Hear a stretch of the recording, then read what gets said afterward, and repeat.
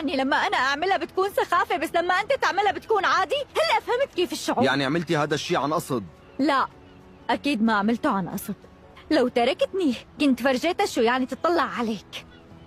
يلا امشي. لا تشدني، فيني أمشي لحالي. شايف عم تغاري علي؟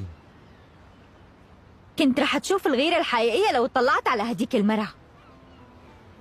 بالمناسبة لا تفكري اني نسيت موضوع نزير. ايه لا تنسى، لسه بدنا نحكي عن نزير. يعني رح تفكري بالموضوع. انتي ما فيك تفكري بشي غيري انا.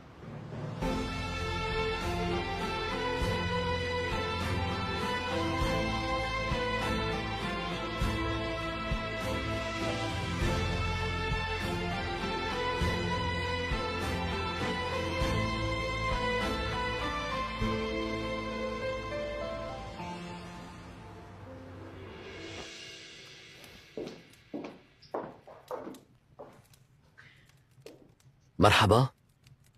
أهلين فيك. تعرف إذا مرجان قريبة من هون؟ لا، طلعت مع نزير وقتيش لحقن. يا أخي، رح تصير مشكلة جديدة. أخوك بيحب يعمل مشاكل، مو هيك؟ صح؟ الناس يلي بتعمل المشاكل، بس ما بعرف ليش دائما أخي هو يلي بيعملها. ما حدا أبدا عاش بهدوء من أول ما أجيتوا لهون. أنا ما عم أفهمك أبدا، ليش كل هالحقد هاد والكره يلي بقلبك؟ أنا بس بدي أفهم. لو بتعرفي معنى الرفقة بالسفر كنت فهمتي.